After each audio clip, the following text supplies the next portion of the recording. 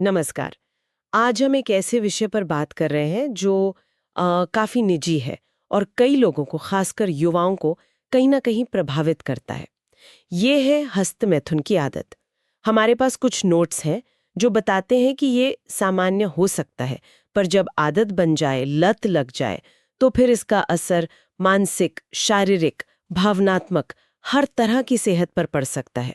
तो आज इस चर्चा का मकसद है इन नोट्स के आधार पर उन लोगों के लिए जानकारी सामने रखना जो शायद आत्मसंयम या जिसे हम ब्रह्मचर्य कहते हैं और एक मानसिक स्पष्टता की तरफ बढ़ना चाहते हैं। हम समझने की कोशिश करेंगे कि ये आदत बनती कैसे है, इसके कथित नुकसान क्या हो सकते हैं और इसे छोड़ने के लिए इन नोट्स में क्या तरीके बताए गए हैं। तो चलिए इस पर थोड़ी गहराई से बात करते हैं। तो सबसे पहले ये आदत शुरू कैसे होती है। नोट्स में लिखा है कि किशोरावस्था में, जवानी में हार्मोन्स बदलते हैं, उससे एक तरह की यौन ऊर्जा, सेक्सुअल एनर्जी बढ़ती है। ये तो स्वाभाविक है। हाँ, बिल्कुल। ये एक नेचुरल प्रोसेस है। पर होता क्या है आज की दुनिया में, डिजिटल दुनिया में, उत्तेजक सामग्री मतलब पॉर्न हो गया या वैसी तस्वीरें, वीडियोस, ये सब बहुत आसानी से मिल जाते हैं। हाँ, ये तो है, उंगलियों पर। बिल्कुल। और नोट्स ये भी कहते हैं कि कई बार अकेलापन या तनाव, उससे बचने के लिए भी लोग इसे एक तरह का, आप कह सकते हैं, इमोशनल आउटलेट बना लेते हैं। अच्छा, और इसमें दिमाग का भी कुछ रोल बताया गया है। हाँ, बिल्कुल। होता यह है कि इस क्रिया से डोपामाइन नाम का केमिकल निकलता है दिमाग में। डोपामाइन, यानी वो खुशी वाला एहसास। हाँ, वही। एक फौरी खुशी, एक रिवॉर्ड जैसा महसूस होता है। और जब ये बार बार होता है तो दिमाग को इसकी आदत पड़ जाती है, वो तुरंत इनाम वाली बात। तो ये एक तरह से नशे जैसा पैटर्न बन सकता हाँ, है। कह सकते हैं। खासकर अगर तनाव या बोरियत से निपटने का यही एक तरीका बन जाए। तो अब बात करते हैं इसके कथित नुकसान की। जब ये आदत बन जाए, काबू से बाहर हो जाए, नोट्स में लिखा है मानसिक कमजोरी, खुद को दोषी मानना, आत्मग्लानि, आत्मविश्वास में कमी, ये सब। जी। और ये सिर्फ मानसिक नहीं, कुछ शारीरिक लक्षणों का भी जिक्र है। जैसे आंखों के नीचे काले घेले पड़ जाना, थकान महसूस होना, ध्यान लगाने में मुश्किल होना। कुछ लोग समाज से कटने लगते हैं, अकेलापन महसूस करते हैं। अच्छा। हाँ। और नोट्स ये भी बताते हैं कि इसका असर वास्तविक यौन संबंधों पर भी पड़ सकता है, जैसे उनमें रुचि कम होना या कुछ दिक्कतें आना। और अगर हम आयुर्वेदिक नजरिए से देखें तो इन नोट्स में ओज की हानि की बात की गई है। ओज, वो क्या होता है? आयुर्वेद में ओज को जीवन शक्ति माना जाता है, शरीर का सार। माना जाता है कि ब्रह्मचर्य से, यानी इस ऊर्जा को बचाने से, ओज बढ़ता है, जिससे शारीरिक और मानसिक बल मिलता है। तो इसके अत्यधिक क्षय को अच्छा नहीं मानते। ठीक है, समझ गए। तो ये तो हुए इसके कथित प्रभाव। अब सबसे जरूरी सवाल, अगर कोई इसे छोड़ना चाहे तो नोट्स में क्या तरीके सुझाए गए हैं? लगता है शुरुआत सोच बदलने से होती है। बिल्कुल सही। पहला और सबसे जरूरी कदम यही बताया गया है, नजरिए में बदलाव। इसे सिर्फ एक शारीरिक क्रिया की तरह ना देखें, बल्कि इसके मानसिक, भावनात्मक और यहाँ तक कि आध्यात्मिक पहलू को भी समझें। मतलब ये समझना कि ये जो यौन ऊर्जा है, इसे अगर नियंत्रित किया जाए तो इसे तेज में बदला जा सकता है। तेज, यानी एक तरह की चमक या प्रभाव। हाँ, तेज बुद्धि, याददाश्त, आत्मबल, इन सब चीजों में इसे बदला जा सकता है। ये ऊर्जा का रूपांतरण है, सिर्फ दमन नहीं। ये दिलचस्प है, ऊर्जा का रूपांतरण। अच्छा, तो ये तो हुई सोच की बात। व्यवहारिक स्तर पर क्या करने को कहा गया है? देखिए, कई व्यवहारिक कदम हैं। पहला है अपने माहौल को बदलना। माहौल बदलना मतलब उन चीजों से दूरी बनाना जो इच्छा को ट्रिगर करती हैं, जैसे उत्तेजक वीडियो, वेबसाइट्स, तस्वीरें। नोट्स में सलाह दी गई है कि फोन या कंप्यूटर पर फिल्टर या कंट्रोल वाले ऐप्स इस्तेमाल करें।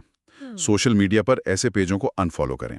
ठीक है, यानी बाहरी ट्रिगर्स को हटाना। हाँ। और इसके अलावा दूसरा है एक नियमित दिनचर्या बनाना, अनुशासन। जैसे सुबह जल्दी उठना। नोट्स में ब्रह्म मुहूर्त का जिक्र है, सुबह 4 से 6 बजे का समय। जी। योग और ध्यान करना।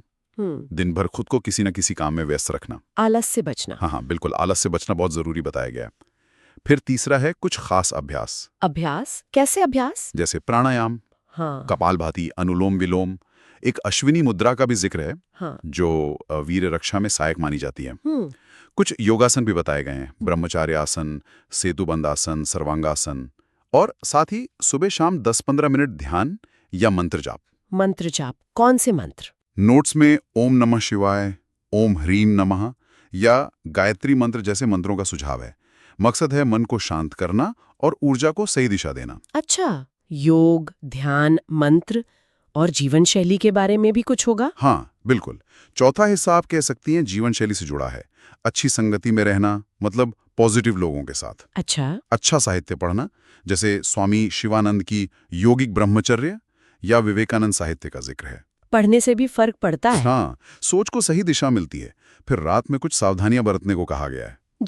जैसे बिस्तर में देर तक मोबाइल न चलाना, सोने से पहले ठंडे पानी से हाथ पैर धोना और रात का खाना हल्का और सात्विक रखना। सात्विक भोजन मतलब फल, सब्जियां, दूध वगैरह? हाँ, जो सुपाच्य हो और मन को शांत रखे ताकि नींद अच्छी आए। और शरीर को स्वस्थ तरीके से थकाना भी जरूरी है, मतलब व्यायाम, दौड़ना, तैरना, कोई खेल खेलना। और खानपान में कुछ खास आयुर्वेदिक जड़ी बूटियों का भी जिक्र था शायद। जी, कुछ आयुर्वेदिक जड़ी बूटियों के नाम हैं नोट्स में: अश्वगंधा, शतावरी, सफेद मूसली, गोखरू, शिलाजीत। और वीर्य बढ़ाने वाले आहार जैसे दूध, घी, बादाम, खजूर, केला, अनार। और साथ ही मांसाहार, ज्यादा मसालेदार खाना, शराब, सिगरेट, इन सब से बचने की सलाह दी गई है। वाह, ये तो काफी विस्तृत सुझाव है। मतलब पूरी जीवन शैली को ही बदलने की बात है एक तरह से। हाँ, ये एक पूरी प्रक्रिया है। लेकिन इतने सारे सुझावों में सबसे अहम क्या लगता है आपको इन नोट्स के हिसाब से? देखिए, नोट्स जिस बात पे सबसे ज्यादा जोर देते हैं वो है छोड़ने की प्रेरणा को जिंदा रखना। प्रेरणा, मोटिवेशन। हाँ, खुद को बार बार याद दिलाना कि आप ये क्यों कर रहे हैं। बेहतर सेहत के लिए, आत्मबल बढ़ाने के लिए, मानसिक शांति के लिए, या शायद आध्यात्मिक उन्नति के लिए। जो भी आपका लक्ष्य है उसे रोज याद करना। और जब कभी इच्छा तीव्र हो तो उस लक्ष्य पर ध्यान लगाना या आत्मचिंतन करना। सही कहा।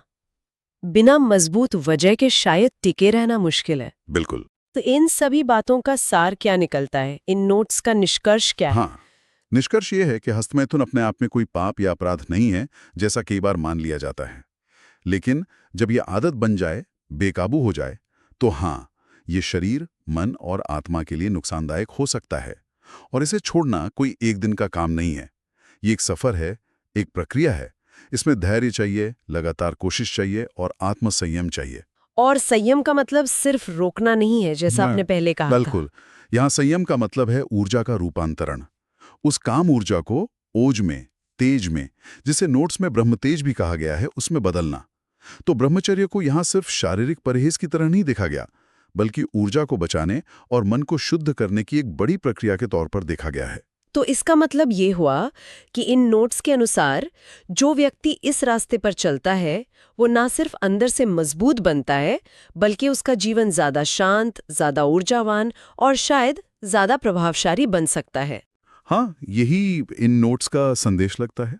चलिए, तो आज की चर्चा को यहीं समाप्त करते हैं, लेकिन जाते जाते एक विचार छोड़ जाते हैं सबके लिए। जिस तरह यहाँ हमने आंतरिक यौन ऊर्जा को समझने और उसे एक सकारात्मक दिशा देने की बात की, क्या जीवन के जो दूसरे प्रबल भाव हैं, जैसे गुस्सा या बहुत ज्यादा महत्वाकांक्षा, क्या उन पर भी ऊर्जा के ऐसे ही रूपांतरण का सिद्धांत लागू किया जा सकता है? सोचने वाली बात है।